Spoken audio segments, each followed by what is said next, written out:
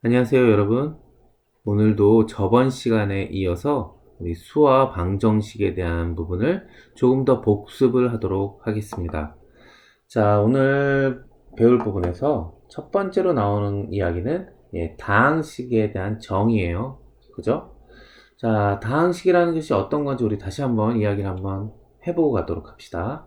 자, 먼저 첫 번째로는 단항식을 먼저 이야기하는데, 자, 단항이라고 하면 어떤 거? 그래요? 수 또는 문자의 곱과 나눗셈으로만 표현된 식이에요. 그죠? 예. 그래서 이 단항들이 두 개 이상이 덧셈과 뺄셈으로 연결해서 쓰여져 있는 식이 다항식이 되어졌었죠? 예, 그래요.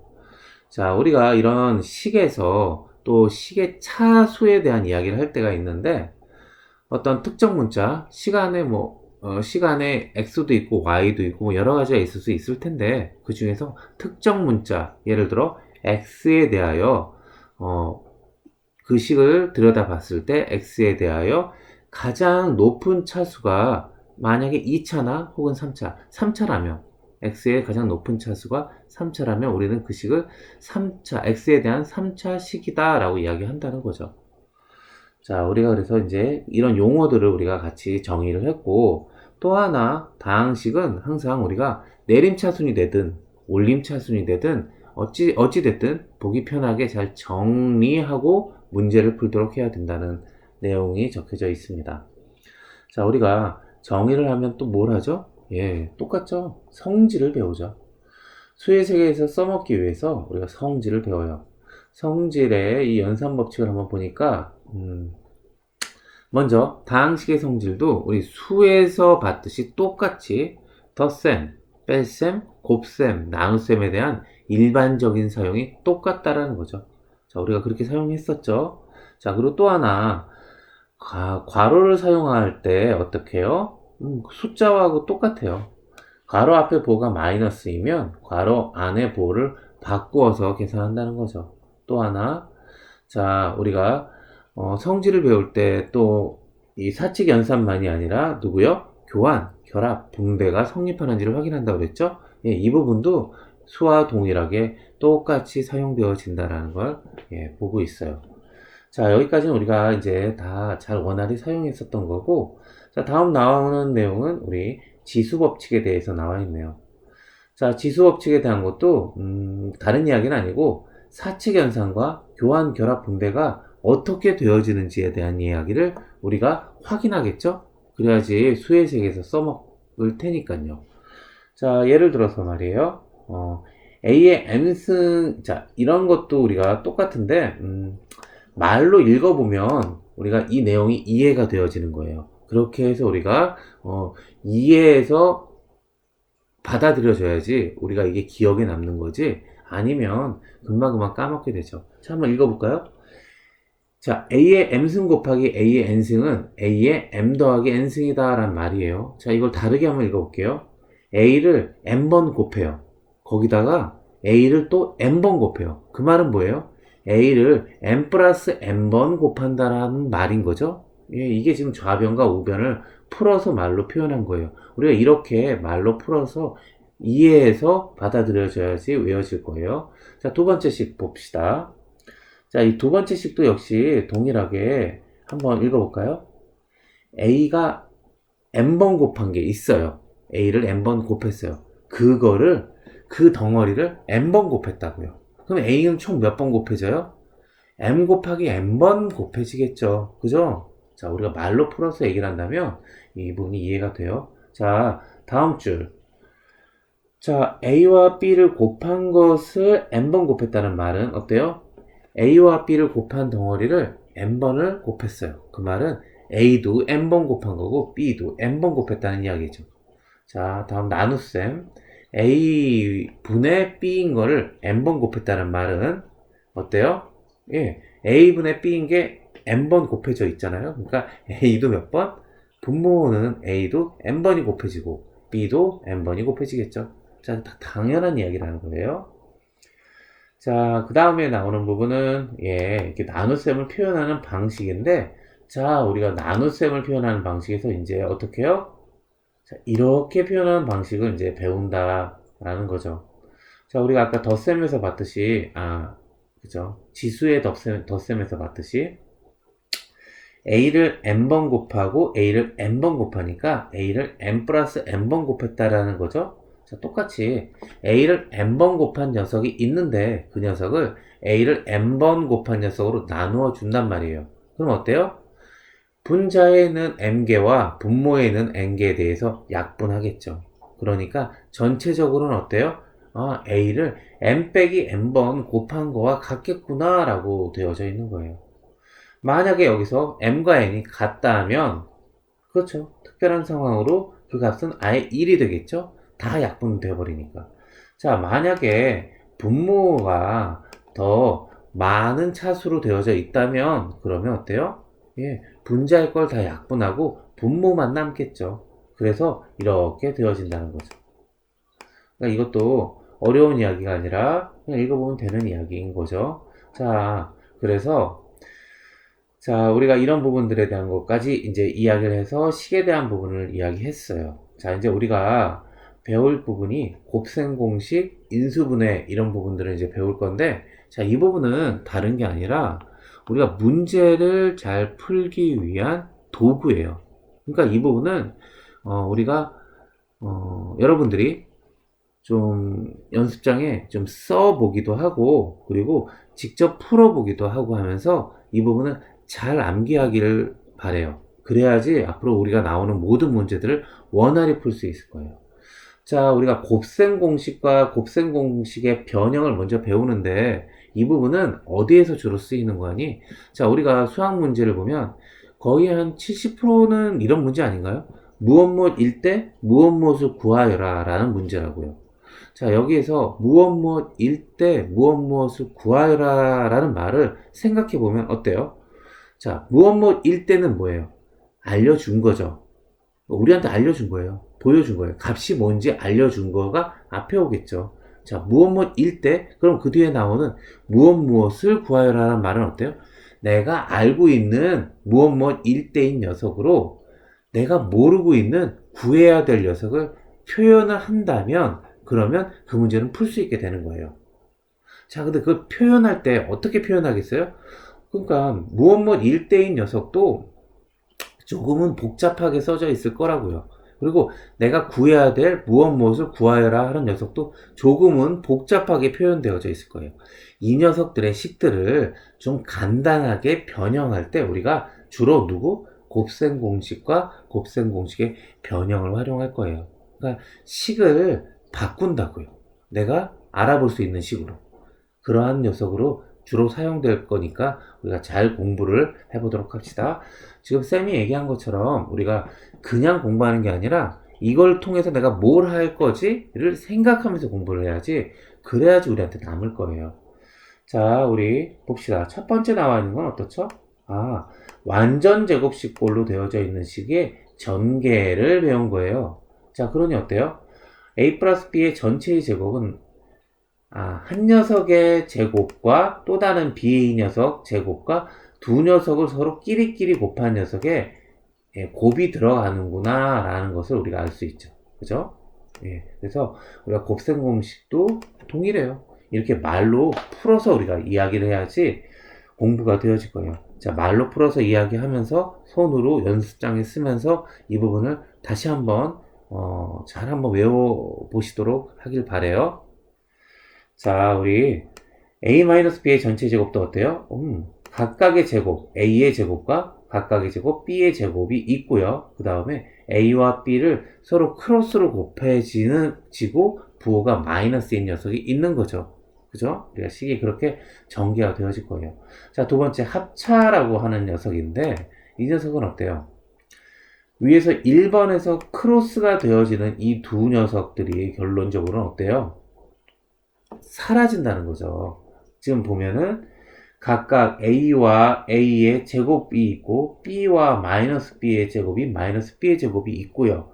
서로 크로스가 되어지는 b 곱하기 a와 마이너스 b 곱하기 a가 서로 플러스와 마이너스니까 상쇄되어져서 없어지기 때문에 각각 녀석의 제곱으로 표현되어진다는 거죠. 자, 그리고 또 하나 얘네는 특별하게 어때요? A의 제곱과 그 또 다른 덧셈을 하는 B의 제곱으로 식이 표현되어질 수 있는 거예요. 이 녀석을 취해서 식을 만든다면, 그러니까 어떤 경우에 주로 많이 쓰여요?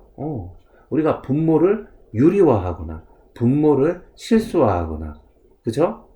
그러니까 허수부를 띄어야 되거나 무리수 부분을 없애버려야 되거나 이런 상황이 되어질 때 주로 사용하는 녀석이라고요. 그죠?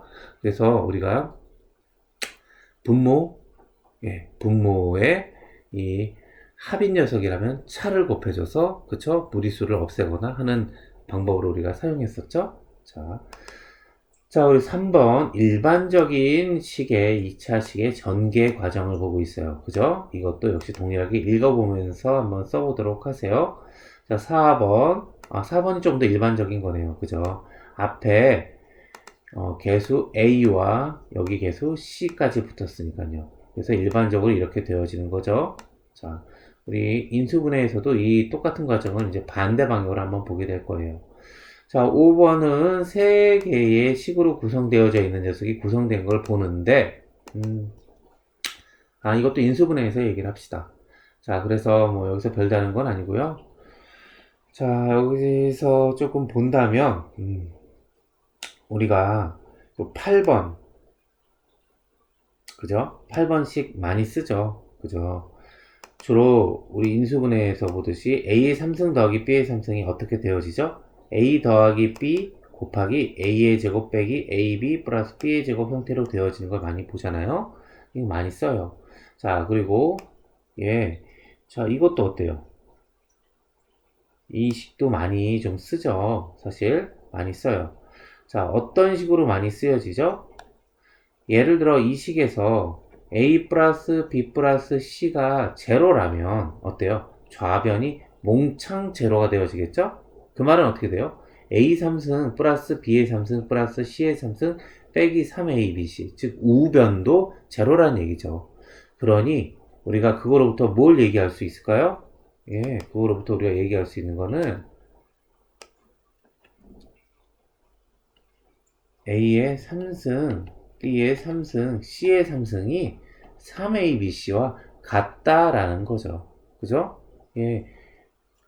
얘가 0이었죠. 그죠? 이 식이었으니까 여기서 얘를 우변으로 넘겨준 거죠. 그죠? 네, 우변으로 넘겨준 거예요.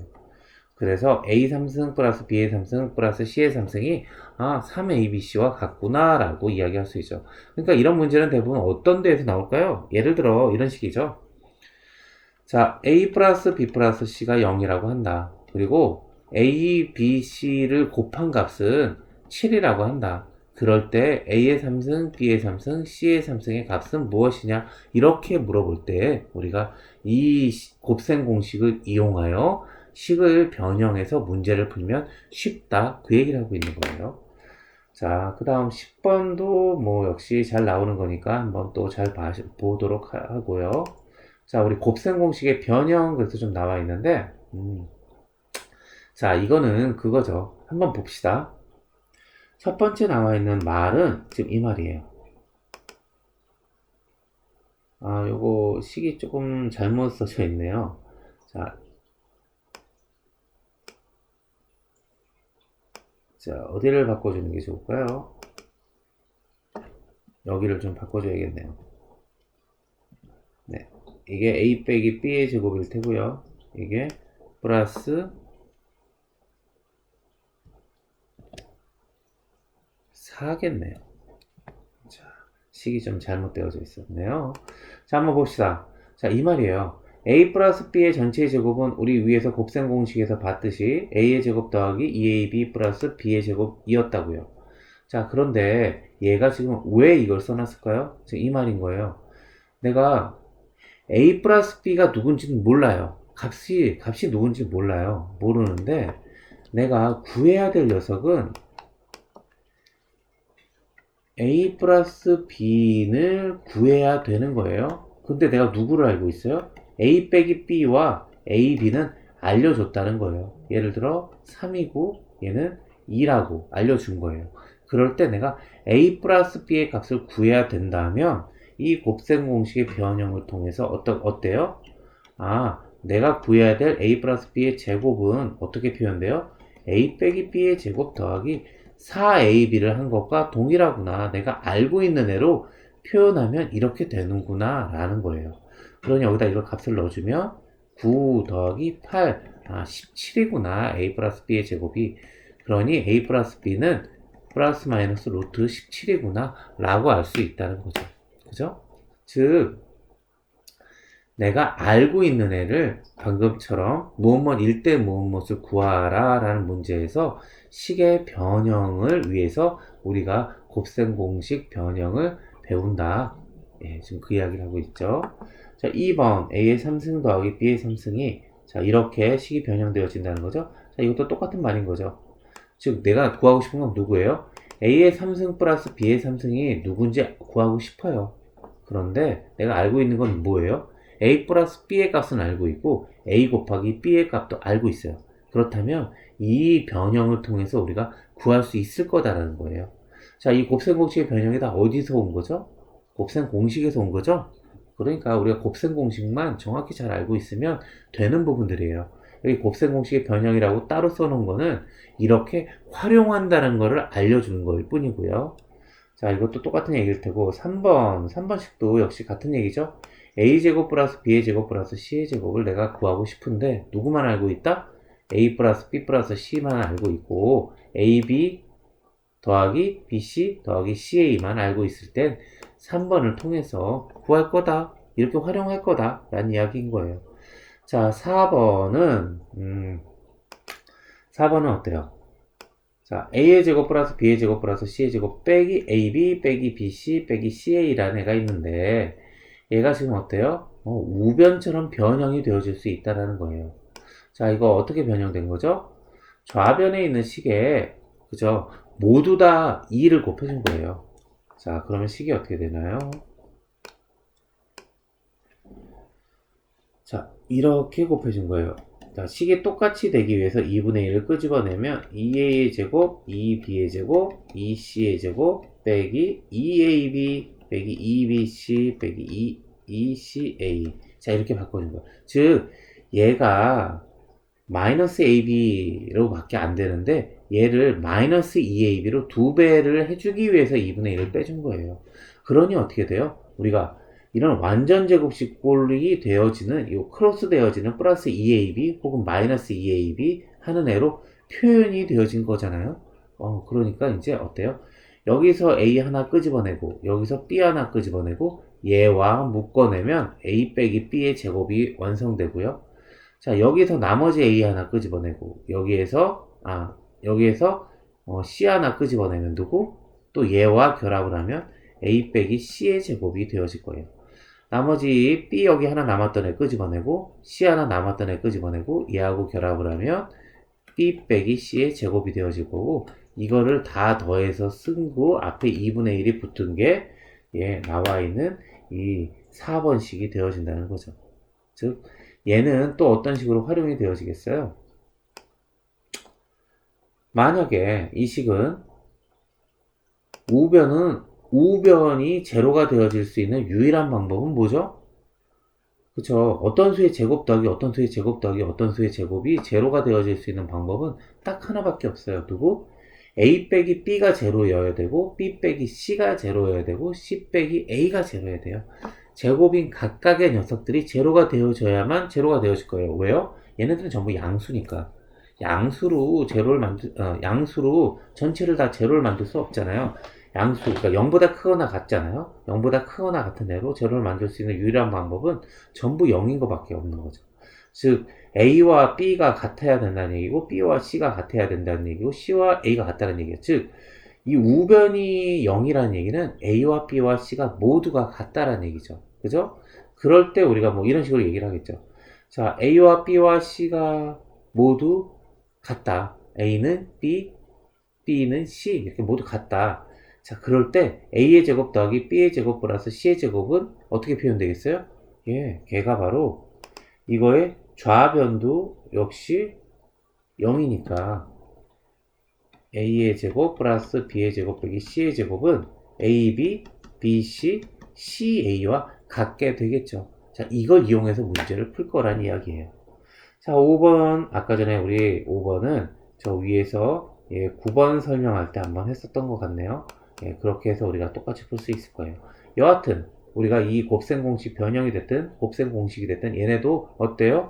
우리가 여러분들은 한번 고1 과정을 해도 대략적인 아마 해봤던 사람들이잖아요. 그러니까 이거를 다시 한번 복습을 해서 공부할 때에는 이거의 쓰임이 뭐였지를 계속 생각하면서 그러면서 다시 한번 공부하면서 외우도록 한번 해보세요. 그래야지 공부가 되어질 거예요. 자, 다음 이제 인수분해를 할 건데, 자, 인수분해를 우리가 근데 도대체 인수분해를 왜 했죠? 인수분해라는 녀석은 우리가 이렇기 때문에 아마 했을 거예요. 자, 봅시다. 우리가 예를 들어 x의 제곱 플러스 2x 빼기 3은 제로라는 2차식이 있어요. 이 대로는 어때요? 이 상태대로는 우리가 얘를 만족시켜주는 이게 어때요? 좌변에 어떠한 x값을 넣어줘야지 우변과 같이 0이 되어지는지를 언뜻 바로 찾기가 어렵다고요. 그런데 얘를 어떻게 해요? 인수분해를 해주면 x 플러스 3, x 빼기 1로 인수분해를 해주면 어때요?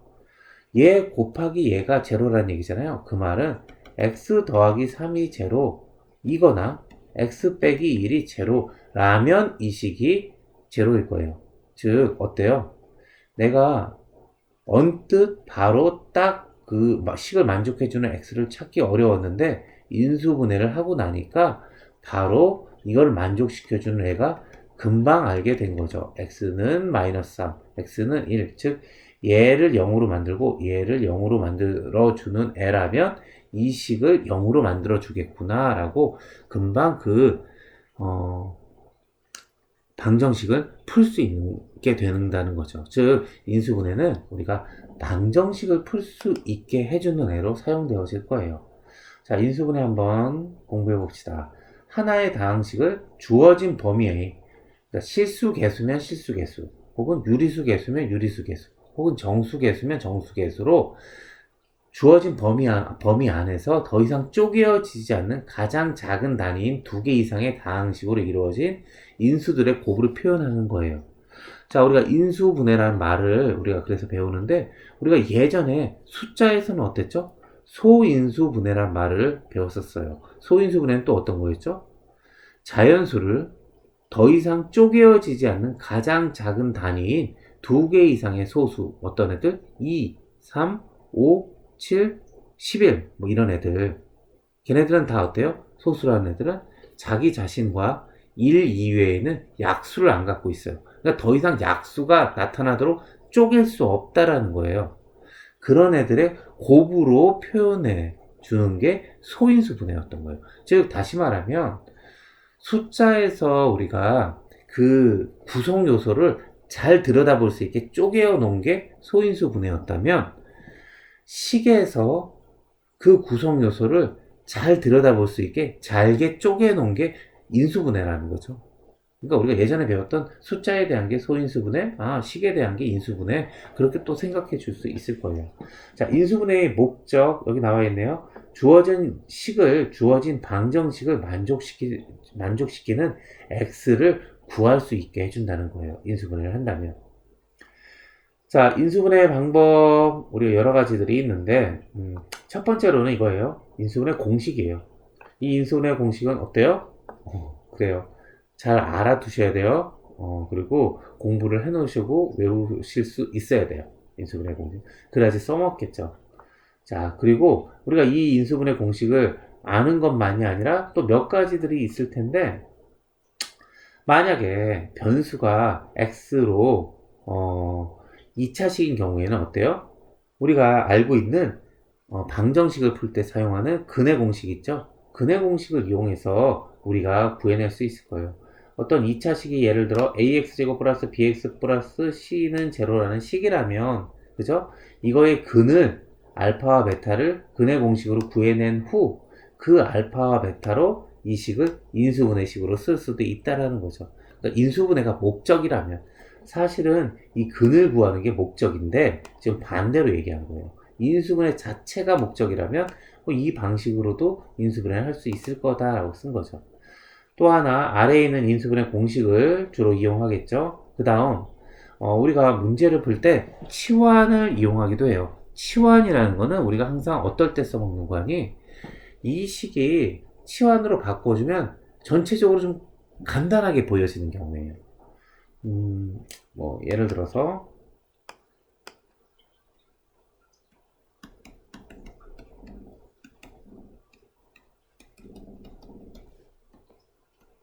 자, 이렇게 식을 쓰는 거가 잘 내가 언뜻 안 보여지면 x 플러스 3 대신에 a라고 놓고 쓰자는 거죠. 그럼 a의 제곱 플러스 2a 빼기 3은 0 이러면 눈에 확 잘 들어오겠죠? 그래서 치환을 이용해서 식을 좀 간단하고 명료해 보이도록 하는 효과가 있을 거예요. 자, 우리가 뭐 나중에 배우겠지만 치환을 할 때에는 우리 항상 조심해야 될 부분이 하나 있는데 범위가 생겨질 수가 있어요. 자, 그건 우리 나중에 아마 이야기를 한번 해보도록 합시다. 여하튼 치환을 이용하여 문제를 풀 거예요. 그 다음 또 하나 인수정리를 이용해서 문제를 풀 거예요. 자, 인수정리를 이용한다는 건 다른 게 아니라 우리 인수분해 우리 할 때 이제 주로 많이 문제를 풀면서 볼 텐데 아마 다음 시간이나 그 다음 시간에도 우리 같이 인수분해 문제도 조금은 한번 또 풀어보도록 해봅시다. 자, 그런데 인수정리를 이용한다는 건 다른 게 아니라 이거였죠. 임의의 값을 대입을 해요. 그래서 어때요? 우변이 제로가 되어지는 걸 확인하는 거죠. 즉 이 식에서 보면 어때요? 우변이 제로가 되어진다라는 거는 어때요? 아, 그 녀석이 x 대신에 알파를 넣어주면 지금 어때요? 우변이 제로가 되어지겠죠? 그러면 이 좌변도 x 대신에 알파를 넣어준다면 역시 제로가 되어져야만 될 거라고요. 그죠? 아, 그렇게 해서 어때요? 제로가 되어지는 이 식의 임의의 값 x 대신에 임의의 값을 마이너스 1, 1, 마이너스 2, 2, 마이너스 3, 3 뭐 이렇게 값을 넣어봤는데 제로가 되어지는 게 확인이 됐어요. 그 말은 그 마이너스 1을 이용해서 어때요? 얘가 인수분해가 되어진다라는 거죠. 자, 우리가 그렇게 해서 인수분해를 하는 방법이 있다. 그 인수정리를 이용한다는 거고요. 그랬죠? 자, 그리고 변수가 두 개인 경우에는 어떻게 한다? 한 개의 변수를 대표로 해서 그 한 개의 변수는 어떤 애를 선택했죠?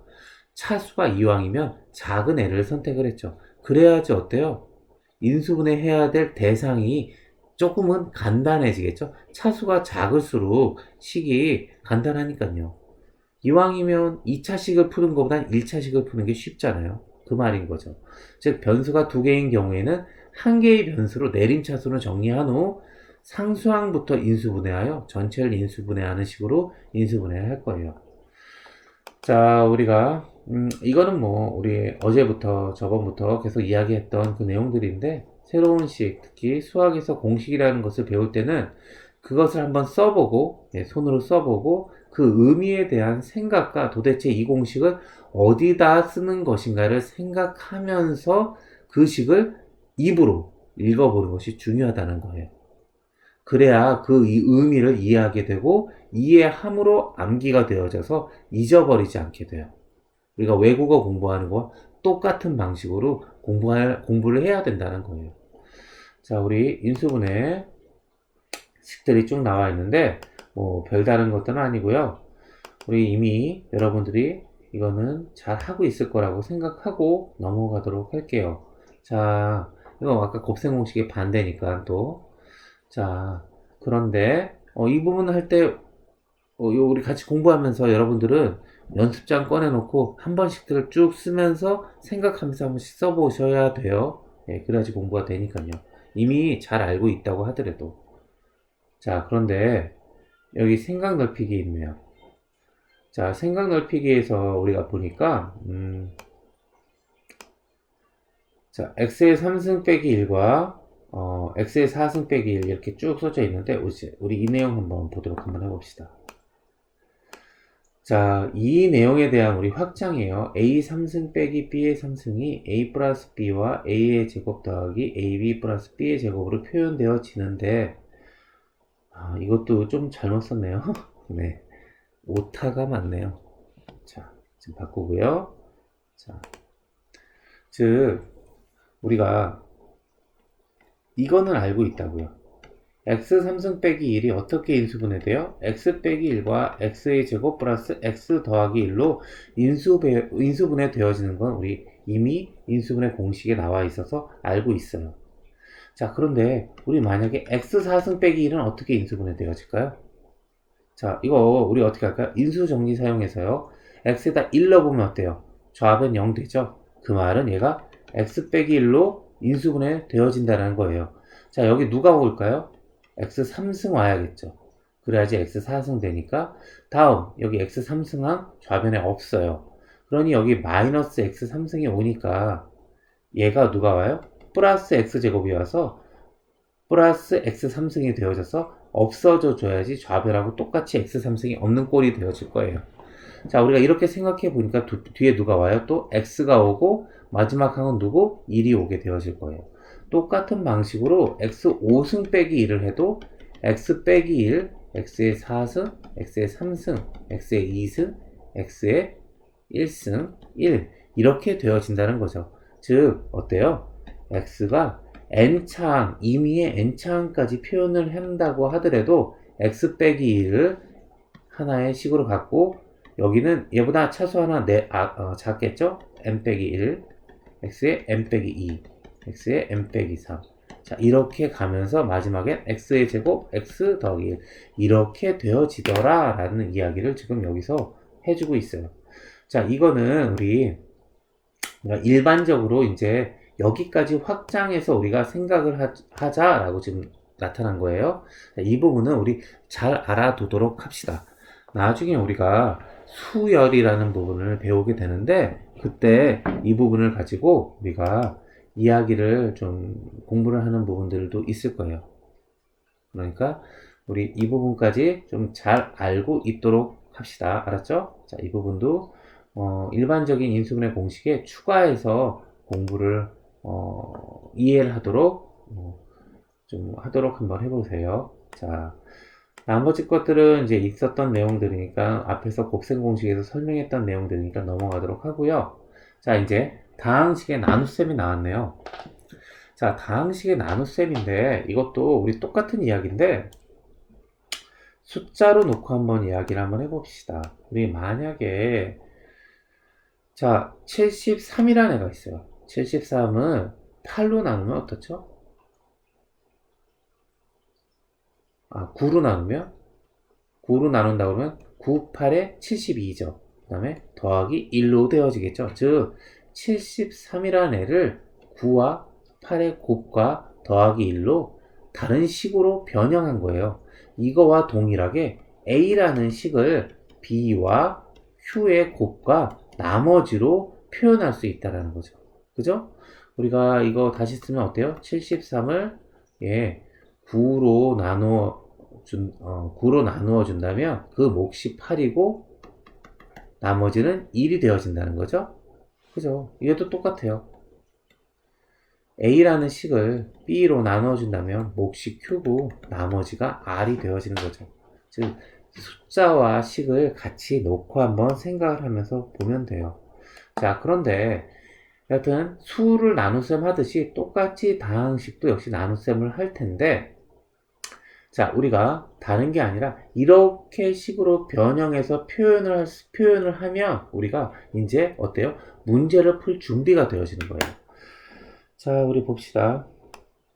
우리 앞에 나왔던 인수분해 식 중에 한 녀석을 지금 가지고 왔네요. 아까 9번 식이었나요? 곱셈 공식에서. 자, 그 녀석을 가지고 이야기를 할 때 어때요? 즉 A 3승 더하기 B의 3승 더하기 C의 3승이라는 녀석의 식이 있는데 얘를 A 플러스 B 플러스 C로 나눈다면 몫이 누구? 여기 뒤에 나오는 얘가 될 테고요. 나머지는 플러스 3ABC로 표현할 수 있다라는 거죠. 즉 이 식을 이렇게 표현했어요. 이렇게 표현할 수 있어야지 다음 문제가 풀린다는 거죠. 그죠? 예. 이게 식의 표현이에요. 자, 봅시다. 우변을 전개하면 어때요? 좌변이 되죠. 우변을 전개하면 좌변이 되어져요. 그리고 좌변을 다시 한번 풀어서 묶어준 게 우변인 거고요. 그러니 어때요? 좌변과 우변은 항상 똑같아요. 그러니 이러한 형태일 때 우리가 어떻다고요? 얘가 바로 우리가 항상 등호가 성립하는 식이 돼요. 이런 것을 우리가 항등식이라고 또 이야기를 했었죠. 자, 그래서 다항식의 나눗셈에 대한 부분을 간략하게나마 이야기하고, 이거는 이번 다음 시간에 됐든 그 다음 시간에 됐든 해서 우리 항등식에 대한 문제를 같이 풀어보면서 공부를 하면 아마 될 것 같아요. 자, 그래서 설명은 이 정도로 하고 넘어가고, 자, 항등식이란 부분 앞에 방금 조금 이야기를 했는데, 이 부분은 이 내용인 거죠. 자, 한번 봅시다. 모든 x에 대하여 성립을 한다는 거예요. 어떻게? 모든 x에 대하여 항상 등식, 등호가 성립하더라 라는 이야기예요. 자, 이 ax 더하기 b는 제로라는 식이 모든 x에 대해서 성립할 수 있는 유일한 방법은 뭐예요? x가 다 변한다고요. 0도 되고 7도 되고 마이너스 0.475도 되고 이게 막 변해요. x가. 변화는 어떤 값들이 될 수 있어요. 모든 값이 될 수 있으니까. 그런데 그럼에도 불구하고 이게 항상 제로가 되어지도록 등호가 성립해 줘야 돼요. 그럴 수 있는 유일한 방법은 뭐예요? x의 변화를, 이 변화하는 자유를 구속해야죠. a를 0이 돼야만 된다는 거죠. x가 뭐가 됐든 그 녀석을 초기화시킬 수 있는 유일한 방법, 우리가 할 수 있는 해결책 하나는 그거예요. 0이에요. 0을 곱해준다고요. 즉 a가 0이라면 그쵸? x가 막 변하더라도 상관없이 하나의 값으로 딱 구속시키죠. 누구? 0으로. 그러니 그 다음에 누구? b만 0이 되어준다면 우변과 동일하게 0일 거예요. 자, 그 내용이 여기 나와 있는 거고요. 두 번째 문장은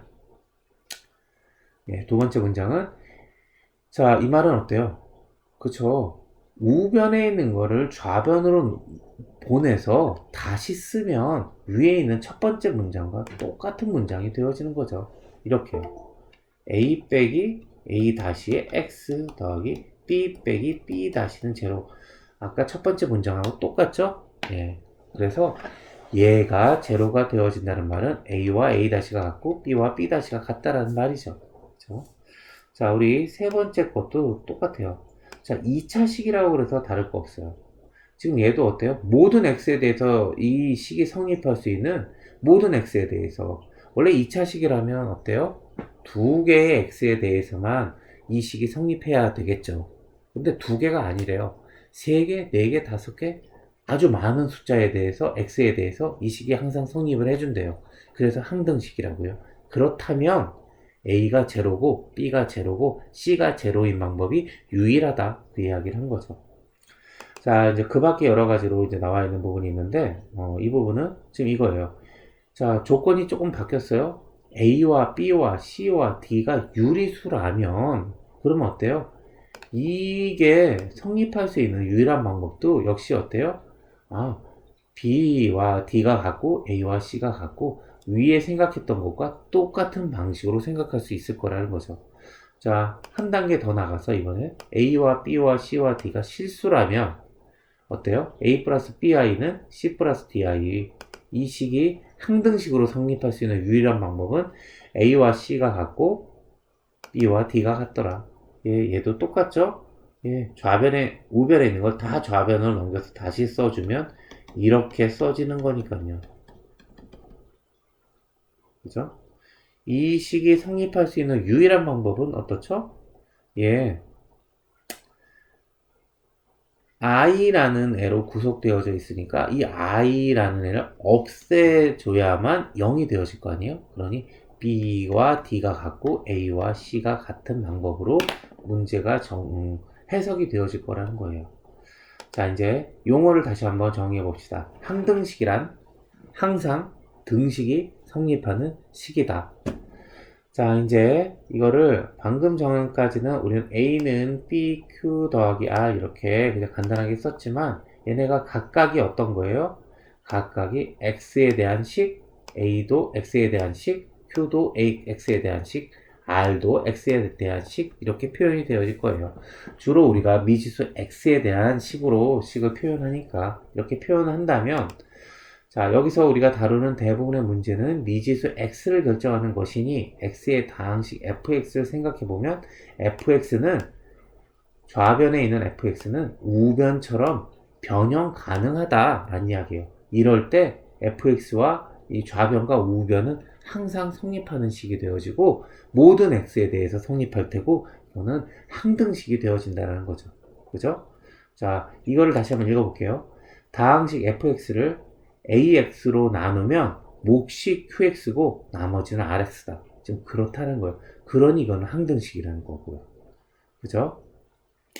자, 나머지 정리에 대한 부분으로 잠깐 나와 있는 부분인데, 이거 아까, 인수 정리를 설명했던 내용과 비슷한 내용이에요. 비슷한 방식으로 생각한다는 건데, 결국 이 말이에요.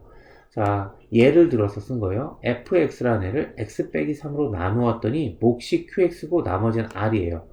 나머지가 rx 아니에요? r이에요. 왜요? 1차식으로 나눴거든요. 1차식으로 나눴으니까, QX를 1차식으로 끝까지 나누면 남는 건 누구? 상수만 남겠죠. 즉, 나누는 식의 차수보다 나머지는 꼭 작을 거예요.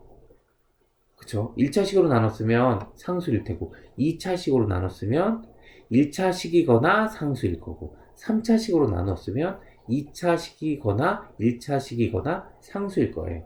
그죠? 나머지가. 자, 여하튼, 그럴 때 우리가 어때요? x 대신에 3을 넣어줘요. 자, 여기서 x 대신에 3을 넣어주면 내가 지금 뭘 구하고 싶은 거예요? 내가 지금 이 상황이에요. 이 식에서 이 식이 주어졌는데 내가 r 값을 구하고 싶어요. r이 누군지 알고 싶어요. 그럴 때 내가 할 수 있는 방법은 뭐예요? 내가 r 값을 구하고 싶은데 r 값을 구하려고 하는데 그걸 어렵게 만드는 애가 있어요. 걔가 누구예요? 걔가 qx라고요. 그죠? 왜요? QX가 누군지를 모르겠어요. 누군지 안 알려줬거든요. 그냥 QX일 뿐이에요. 그러니까 내가 R을 딱 바로 알고 싶은데 그걸 어렵게 만든 애가 QX예요. 그러니까 이 QX가 없어지는 방향으로 생각할 거예요. 그게 뭐예요? QX 앞에 있는 개수의 역할을 하고 있는 X 빼기 3이 제로가 되어지도록 X 대신에 3을 넣어준다는 거죠. 그러면 QX가 사라지죠? 즉, 그러니 어때요? 우변이 r만 남게 되어지는 거죠. 즉, x 대신에 3을 넣어주면, 아, r 값을 찾을 수 있구나, 라는 거예요. 이게 바로 나머지 정리라는 거죠. 자, 첫 번째, 이 식은 좌변을 다시 풀어서 일부를 묶은 식이 우변이므로 항등식이다. 즉, x의 임의의 값을 대입하여도 식은 성립한다, 라는 사실을 우리가 알고 있어요. 왜? 항등식을 배웠으니까. 항등식이란 지식이 배웠으니까 그걸로 문제를 이제 해석한 거예요. 이 나머지 식 Rx의 차수는 항상 나누는 식보다는 차수가 작다. 자, 이 부분을 아까 설명했었던 거고요. 세 번째, 자, 이것도 설명했던 건데 문제의 요인, 이게 문제가 되어지는 이유는 QX가 뭔지 모르기 때문에 문제가 되어지는 거예요. 그러니까 문제의 요인은 없애는 방향으로 문제를 해결해 나가도록 할 거예요. 자, 이게 뭐예요? 생각하는 길이에요. 즉, 어때요? 우리가 문제를 대할 때 나를 어렵게 만드는 이게 문제가 되어지는 요인을 찾아요. 그 요인이 없어지는 그 요인을 해결하는 방향으로 문제를 끌고 가다 보면 그 문제가 풀린다는 거예요. 그게 생각하는 방법이라는 거고요. 자, 확인 3번. 3차 다항식 fx의 최고차항의 개수는 1이라고 한다. 또한 f2는 5고 f-3은 0이고 f1은 4라고 할 때 이 다항식을 x 빼기 3으로 나누면 나머지는 얼마인가? 자, 이 문제 우리 같이 한번 조금만 풀어보도록 한번 해보면요. 자, 이 문제도 똑같아요. 즉, 요거 f가 2일 때 5고요. f가 마이너스 3일 때 0이고요. f가 1일 때 4래요. 자, 무엇무엇일 때 무엇무엇을 구하라는 얘기예요. 자, 무엇무엇일 때 누구 구하라고 그랬죠? 이 다항식을 fx를 그리고 x 빼기 3으로 나누었을 때 혹시 누군지 모르니까 일단 QX라고 쓰고 나머지를 R이라고 한다면 그때 나머지 R의 값을 구하고 싶다라는 거예요. 지금 뭐예요? 무엇무엇일 때 무엇무엇 구하라는 말인데 지금 무엇무엇일 때가 지금 얘를 표현하기에 지금 어때요? 조금은 동떨어져 있고 복잡해요. 그러니 얘를 그쵸. 이 열쇠들을 가지고 우리가 누구를 찾아내야 되죠? fx를 찾아내야지 이 식을 표현해 줄 거라고요. 그죠?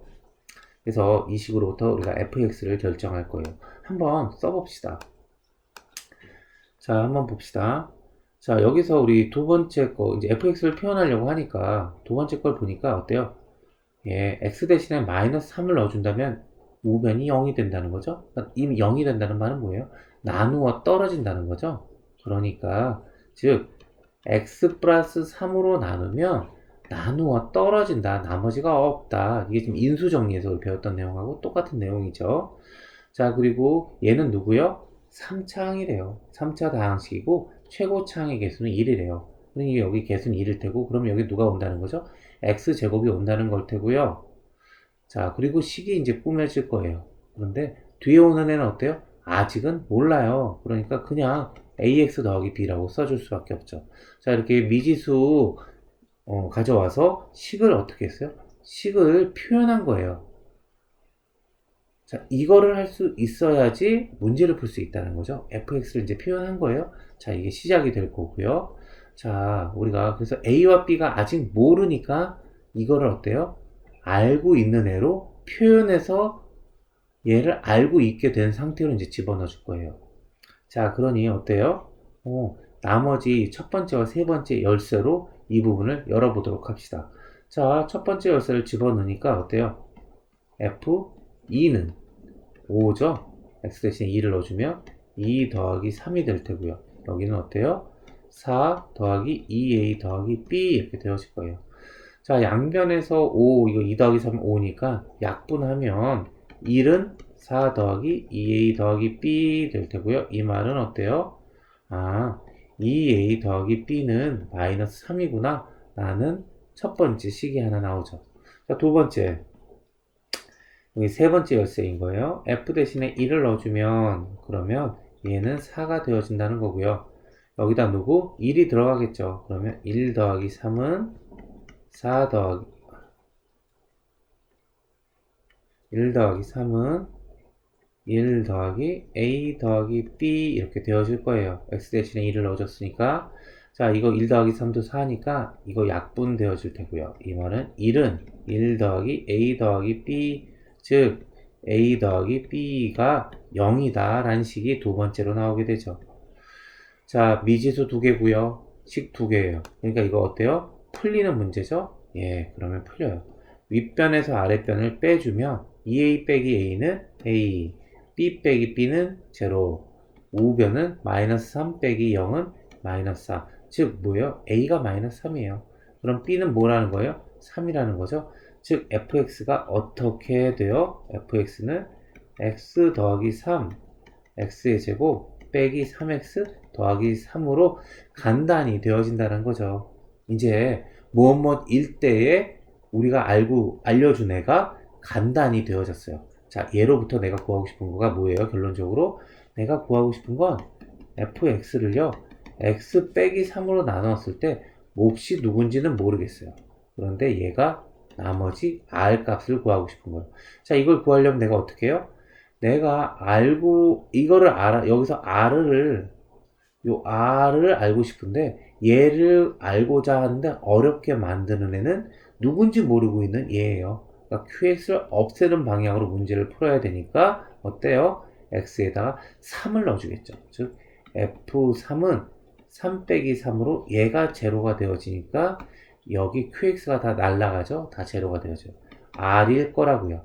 즉 X 대신에 3을 넣어주면 R이라고요. 그러니 이 식에다가 어떻게 해요? X 대신에 3을 넣어주겠죠. 그러면 3 더하기 3일 테고요. 이쪽은 9 빼기 9 더하기 3. 자, 이 값이 얼마? R이다 라고 되어지죠. 그러니 이 값은 얼마예요? 6, 3, 18 되어지겠네요. 답은 18. 자, 이렇게 해서 이 문제를 풀 수 있을 거예요. 자, 이 식에 대한 것도 분명히 이 내용이에요. 이 식은 좌변을 다시 풀어서 쓴 것이 우변이니까 항등식이었어요. 그 성질을 이용해서 문제를 풀었고요. 그죠? 즉 x의 값에 임의의 값을 대입을 함으로써 문제를 풀었죠. 자, 우리 그런 내용들이 있었고요. 자, 이제 2차 방정식의 내용에 한번 좀 들어가 보도록 합시다. 자, 첫 번째로 나오는 거는 2차 방정식을 배우면 첫 번째로 배우는 부분이 근의 공식이에요. 자, 근의 공식 어때요? 여기 나와 있죠. 자, 이 근의 공식 유도할 수 있나요? 유도할 줄 알아야 돼요.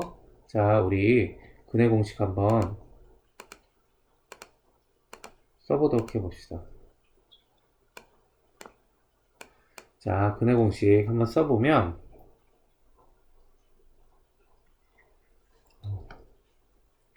a의 x의 제곱 플러스 bx 더하기 c는 제로라는 2차 방정식의 근을 한번 우리 유도를 한번 해보도록 합시다. 자, a를 식을 끄집어내면 어떻게 돼요? x의 제곱 더하기 a분의 bx라고 하고 뒤에 c는 제로 이렇게 써줄 거예요. 칸을 조금만 더 넓게 쓸까요? 네. 자, 여기에서 자, x에 해당되는 애만 묶어낸 거예요.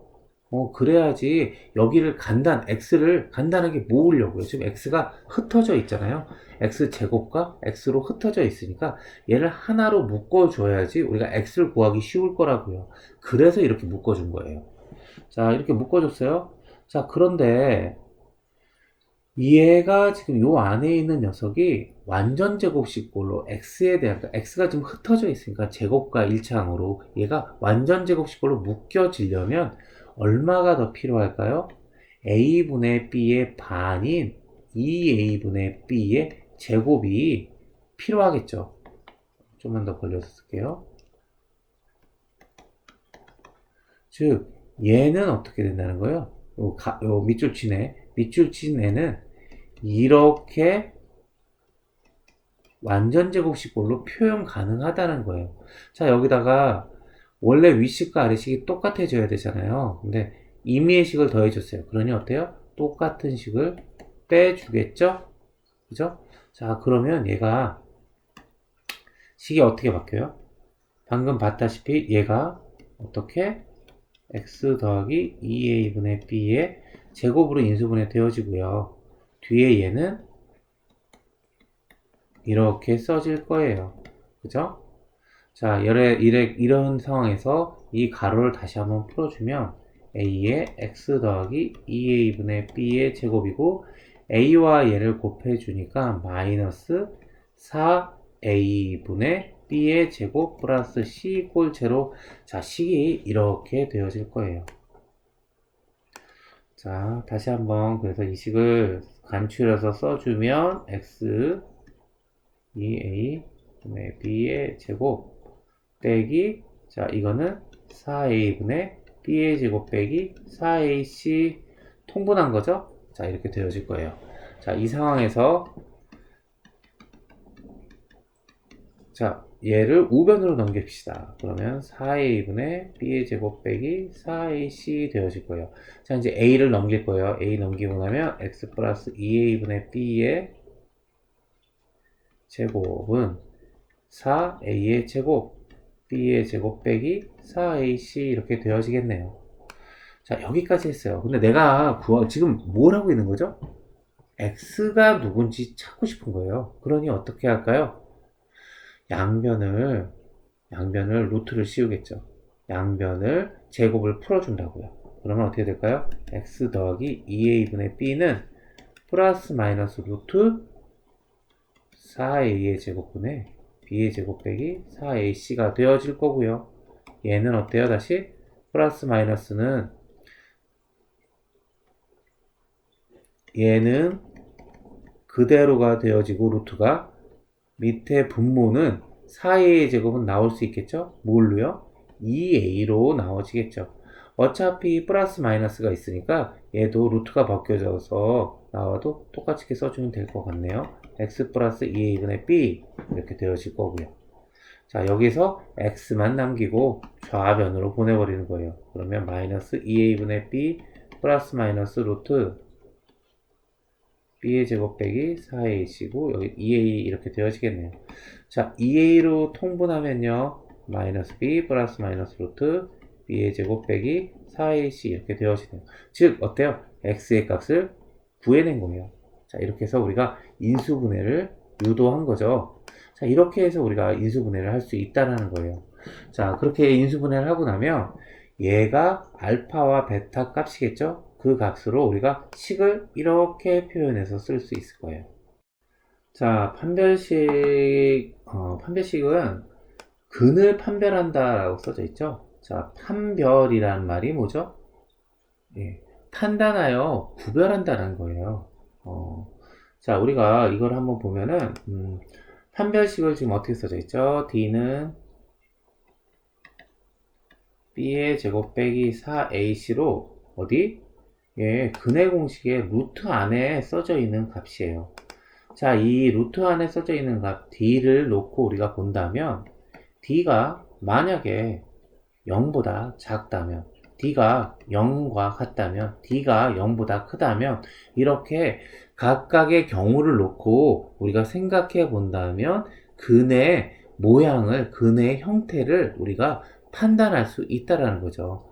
자, 우리가 루트 안의 값이 지금 이 D잖아요. 자, 이 D가 0보다 커요. 그 말은 뭐예요? 우리가 알고 있는 근이 2a분의 마이너스 b 플러스 마이너스 루트 D인 건데 이 루트 안의 값이 0보다 커요. 그러면 우리가 하나의 근 그리고 나머지 두 개의 근이 각각 어때요? 2a분의 마이너스 b 플러스 루트 d와 2a분의 마이너스 b 빼기 루트 d 둘 다 어때요? 실수죠?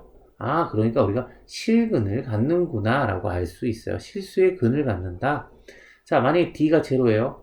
얘가 제로라고요. 그럼 어때요? 플러스 마이너스 제로는 예, 필요 없죠. 플러스 마이너스 제로는 예, 상관없어요. 그러니까 2a분의 마이너스 b 하나의 근을 갖는 것처럼 보일 거예요. 그래서 이때 갖는 근을 중근을 갖는다라고 해요. 중근이라는 거는 이거예요.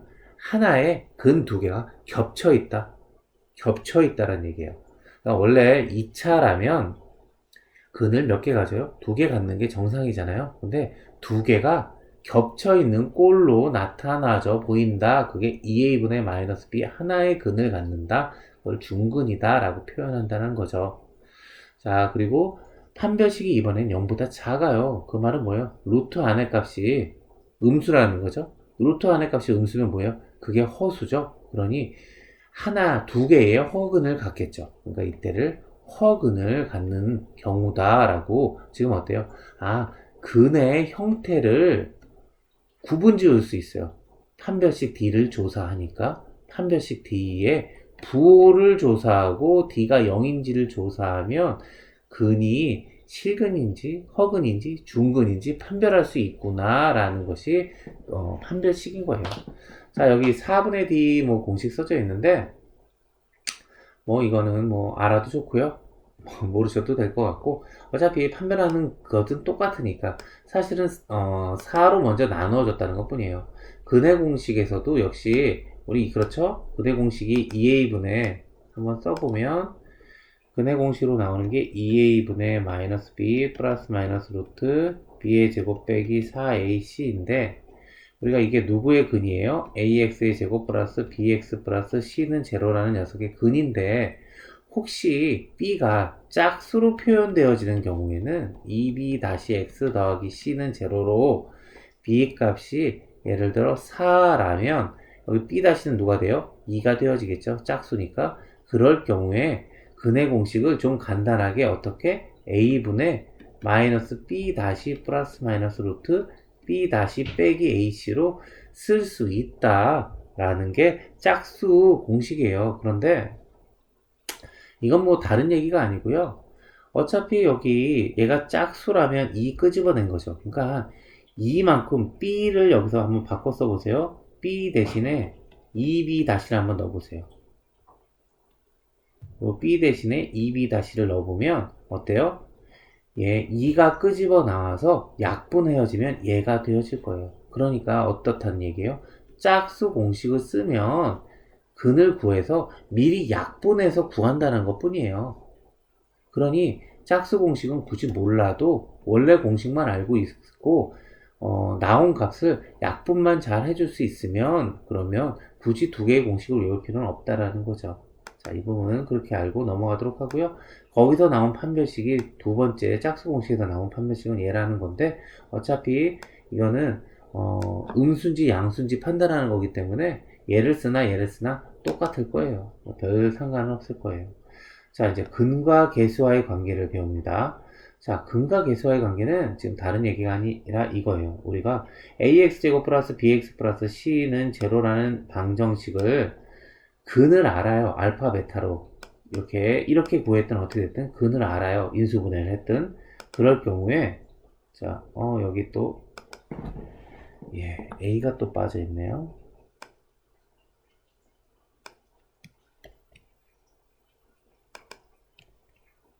자, 이렇게 해야지 똑같겠죠?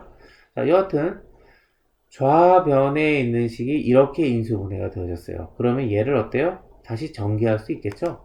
예, 한번 전개 한번 해볼까요? a의 x 빼기 알파, x 빼기 베타 이거 전개해보면 a의 x의 제곱 빼기 자 어떻게 돼요? a의 알파 더하기 베타 x 그 다음에 더하기 a 알파 베타 자 요거 전개하니까 이렇게 되어지죠. 자 얘가 누구라는 거예요? 좌변 ax의 제곱 플러스 bx 플러스 c와 같다라는 거죠. 이거 다시 우변 전개한 게 얘고 좌변이 우변하고 같아야 되니까 자 그러니 어때요? 이거 a와 a 같죠? 그러니 누가 또 같아야 돼요? 얘네가 같아야겠죠? 즉 b는 누구랑 같아요? 마이너스 a 알파 플러스 베타와 같아야 돼요. 그리고 c는 누구랑 같아야 돼요? a 알파 베타와 같아야 되고요. 그래서 예로부터 나온 게 누군가니 알파 더하기 베타는 마이너스 a분의 b가 나온 거고요. 예로부터 나온 게 알파 곱하기 베타는 a분의 c가 되어진 거죠. 즉 어때요?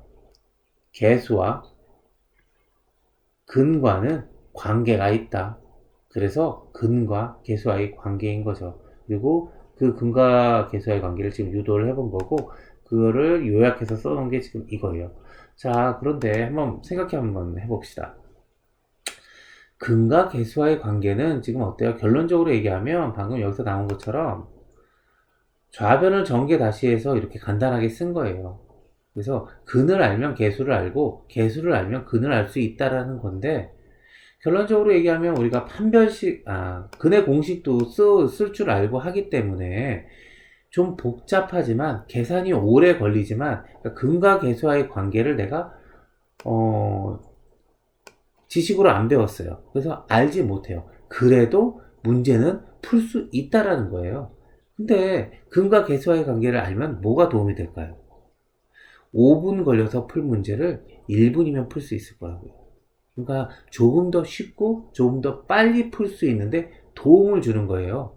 자, 그 관점으로 근과 계수와의 관계를 알았으면 좋겠어요. 만약에 근과 계수와의 관계를 모른다면 어떻게 구할까요? 근의 공식 이용해서 구해도 충분히 좀 시간이 오래 걸리겠죠? 구할 수 있긴 하다는 거예요. 자, 여하튼 그러한 내용이고 이것도 문제를 보면서 아마 보면은 조금 더 이해가 잘 될 거라고 생각이 됩니다. 자, 마지막으로 켤레근이라는 게 있는데 자, 켤레라는 말을 우리가 복소수유 배울 때도 잠깐 얘기했지만 켤레라는 게 뭐였죠? 그쵸? 켤레라는 게 양말 한 켤레 그러면 어때요? 발 모양이 왼쪽과 오른쪽이 대칭이죠?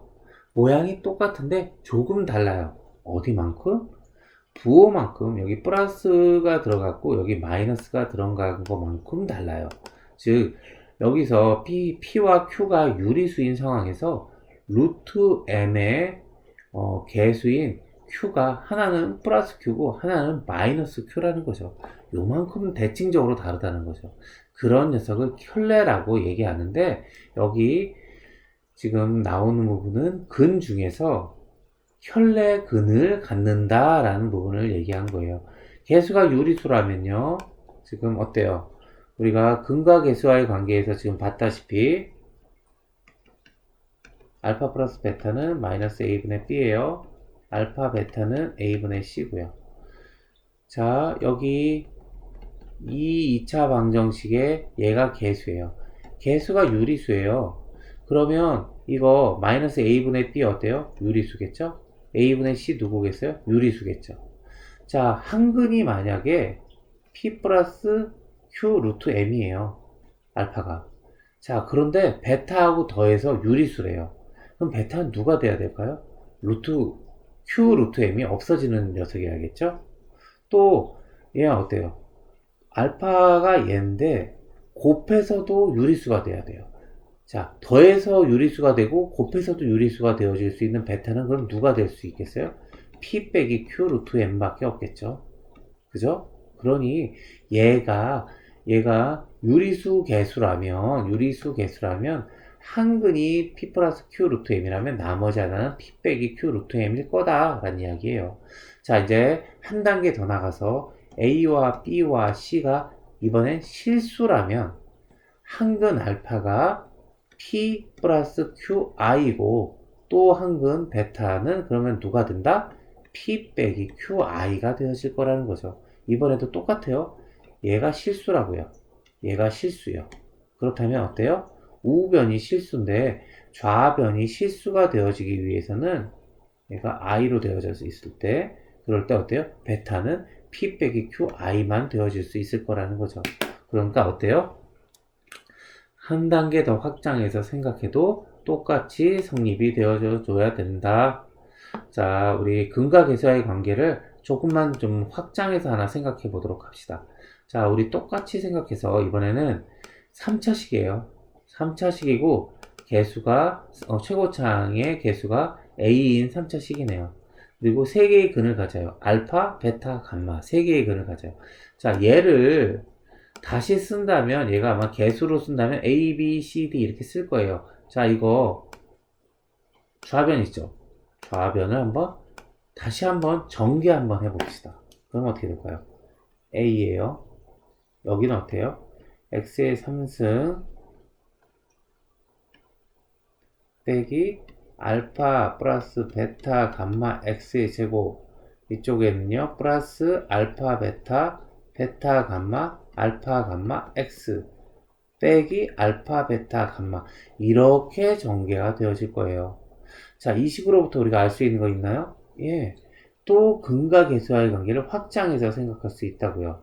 이거 전개해주면 여기 a 붙고요, 요거 a고요, 요거 a고요, 여기 a 붙고요, 여기 a 붙고요. 그렇게 확장되어지겠죠? 예, a가 다 들어가겠죠? 자, 그럴 때 우리가 어떻게 돼요? 요 b와 얘가 같고요, 얘가 c이고요, 얘가 d여야 된다고요. 그러니 어때요? 아, 근과 계수와의 관계가 3차식으로도 이렇게 확장이 되어지는구나 라고 생각할 수 있을 거예요. 그죠? 4차식은 어떨까요? 4차식은 이렇게 생각할 수 있겠죠? a의 x 빼기 알파, x 빼기 베타, x 빼기 감마, x 빼기 세타, 이러면 4차식이 되겠죠? 그러면 ax의 4승 또 이런 식으로 되어질 거예요. 그럼 얘네도 근과 계수의 관계가 있을 수 있을까요? 예, 우리 미루어 짐작할 수 있다고요. 근과 계수의 관계를. 어떻게?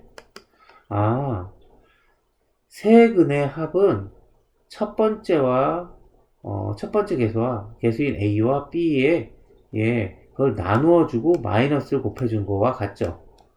그래서 이렇게 식이 되어질 거예요. 그죠? 4차식도 우리가 그렇게 해서 미루어 짐작할 수 있을 거예요. 자, 그렇다면 여기 어때요? 확인 문제, 방정식 x의 105승 더하기 3의 x의 103승, 27x의 101승, 21x의 35승, 이런 식이 있어요. 이런 식이 있다면 이 방정식에 근은 총 몇 개가 있을까요? 실근, 허근 다 통틀어서 105개 있겠죠? 이 105개의 모든 근을 다 더한대요. 자, 그 다 더한다면 그 녀석은 어디에 나타날까요? 그죠? 다 더한다면? 자, 여기 보세요. 여기 알파 플러스 베타 플러스 감마 있죠? 얘가 모든 근들, 3차항일 때의 모든 근들의 합이에요. 그럼 여기에서의 모든 근들의 합은 누구예요?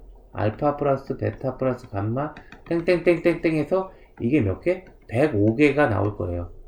그렇지만 얘네가 어디서 나올까요? 최고차항의 개수와요. 그 다음 항, 여긴 누구예요? x의 104항이겠죠. 104. 근데 얘의 개수는 뭐예요? 0이라는 거죠. 그러니까 안 써진 거죠. 개수가 0이니까. 이거분의 이거의 마이너스 취한값일 거라고요. 1분의 0. 그러니 얼마예요? 아, 모든 근들의 합은 0인 줄 알아요. 그죠? 우리가 근과 계수의 관계를 아니까 이거 여기까지 생각할 수 있다는 거예요.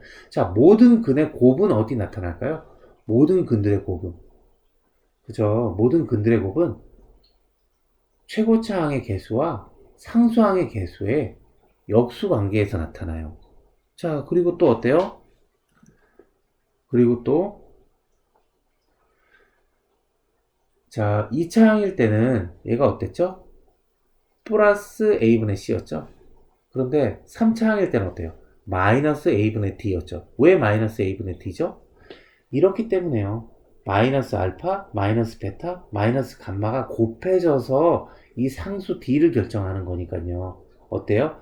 마이너스가 몇 번 곱해졌어요? 3번 곱해졌죠? 그러니 음수 마이너스가 붙은 거예요. 여기서는 어때요? 마이너스 알파, 마이너스 베타, 마이너스가 2번 곱해졌죠? 그러니 여긴 플러스 a분의 c였던 거예요. 자, 그렇다면 여기서는 어때요? x의 105승이죠. 그러니까 근이 몇 개 있어요? 105개 홀수개 있죠. 그러니 모든 근들의 곱은 어때요? 마이너스 어쩌고저쩌고로 표현되어질 거예요. 그러니 어때요? 1분의 모든 근들의 곱은 1분의 여기 1분의 마이너스 2인데 앞에 마이너스가 붙어서 마이너스 1분의 마이너스 2가 되어질 거예요. 그러니 모든 근들의 곱은 얼마? 플러스 2겠죠. 그러니까 모든 근들의 합 A와 모든 근들의 곱 B를 더해준 값은 얼마? 2가 되어질 거예요. 자, 이 부분 이해되나요? 네, 이 부분 잘 한번 이해해 보도록 하시고요. 자, 혹시 질문 있으시면 나중에 또 질문해 주시기를 바래요. 이 부분에 대해서. 자, 여하튼 뭐 그렇고요. 자, 이제 마지막으로 절대값을 포함한 방정식의 계산에 대해서 우리 한번 해볼 거예요. 자, 이것도 다르지 않아요. 똑같은 상황인데, 자, 이런 절대값 문제가 있어요. 자, 이 방정식을 내가 풀려고 해요. 풀려고 하는데, 이걸 풀려고 할 때 날 어렵게 만드는 애가 있어요. 그게 누구예요? 절대값이 있기 때문이에요. 그러니 내가 이 문제를 어떻게 풀겠어요? 절대값을 없애는 방향으로 문제를 풀 거예요. 항상 수학은 똑같아요. 날 어렵게 만드는 문제 요인을 해결하는 쪽으로 생각을 가져갈 거예요. 그러니 어떻게 할까요? 절대값을 없애야 되겠어요. 이 절대값을 없앨 수 있는 방법은 단 유일한 방법은 뭐예요? 범위로 나눠서 쪼개주는 거예요. 어떻게? 지금 얘는 어때요? 절대값이 두 덩어리 있죠. 두 덩어리 있으니까 어때요? 한번 봅시다. x가 0, x가 1, 여기 x가 마이너스 1. 1은 필요 없겠네요. 마이너스 1. 자, 여기에서 한번 봅시다. x가 0보다 크다면 어때요? 얘도 무조건 x의 값 상관없이 양수죠. 그러니 절대값이 그냥 벗겨질 거라고요. 이 x로. 얘가 요 x로 그냥 벗겨질 거예요. 이 절대값 x 더하기 1은 어떻게 벗겨질까요? 절대값 x 더하기 1은. 절대값 x 더하기 1도 얘는 x가 0보다 크다면 이 값도 x 더하기 1도 무조건 양수죠. 그러니까 그냥 벗겨질 거예요. 그러니까 그대로 마이너스까지 다 취해져서 이렇게 바뀌어질 거라고요. 그죠? 자, 근데 만약에 x가 0과 마이너스 1 사이 요 안의 값이에요. 그렇다면 어때요? 이번에 요 x의 값은 어때요? 0보다 작은 값이잖아요. 그러니까 음수죠. 음수니까 어떻게? 그냥 벗겨지는 게 아니라 마이너스를 취해서 벗겨질 거예요. 그죠? 그리고 얘는 어때요? x 더하기 1은 아직까지 양수죠. 그러니까 마이너스를 안 취하고 그대로 써주면 될 거예요. 자, 이제 x가 마이너스 1보다 작은 상황, x가 마이너스 1보다 작은 상황을 한번 생각해 봅시다. 이럴 때는 어때요? 얘도 x가 무조건 음수고요. x 더하기 1도 무조건 음수예요. 그런데 절대값 씌우는 거잖아요. 그러니까 얘를 어때요? 얘를 바꿀 때는 얘도 마이너스 취해서 바꿔주고 얘도 마이너스를 넣어줘서 바꿔줄 거라고요. 자, 그러니까 어떻게 했어요? 기본적으로는 이거예요. 자, 절대값 있는 문제는 어떻게? 절대값을 풀어서 문제를 풀 수밖에 없어요. 절대값이 있는 상태로서 내가 문제를 못 푸니까. 그런데 이 절대값을 풀 수 있는 방법은 뭐예요? x의 범위를 절대값이 풀릴 수 있게 나누어 주는구나. 절대값이 두 개가 있으니까 세 구간으로 나눈 거고요. 만약에 절대값이 세 개가 있어요. 그럼 몇 구간? 하나, 둘, 셋, 세 개의 값으로 절대값이 나눠져 있으면, 예, 네 개의 구간으로 나누어서 각각을 생각해서 식을 풀어서 써줄 거예요. 자, 그런데 절대값을 벗길 때는 어떻게 벗긴 거죠?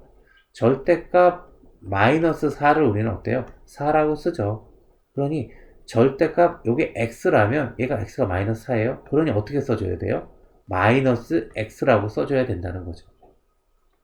그죠? 마이너스 x라고 써줘야지 x에다가 마이너스 4 한번 넣어보세요. 플러스 4 되겠죠? 마이너스를 써줘야지 플러스가 되어진다고요. 음수니까 마이너스를 써줘야지. 그러니 절대값 안에 있는 값이 음수인지 양수인지만 생각해서 그 녀석을 표현해주면 되겠죠? 예, 그러면 되어질 거예요. 자, 그렇게 해서 우리가 이 문제를 풀어보면, 어떻죠? 첫 번째 x제곱 빼기 x 빼기 1 플러스 x는 지워질 거 지워지고 나면 x제곱 빼기 1이 돼요. 즉 x가 누구요? 1 또는 마이너스 1이 된다고요. 자, 두 번째 식에서도 지워질 거 지워지고 풀어주면 x제곱 빼기 2x 빼기 1이 되어져서 누구? 1 플러스 루트 2와 1 마이너스 루트 2의 두 개의 근을 가질 거예요. 자, 세 번째는 어때요? x의 제곱 플러스 x 플러스 1 빼기 x에서 지워질 거 지워지고 나니까 x제곱 플러스 1은 제로가 돼요.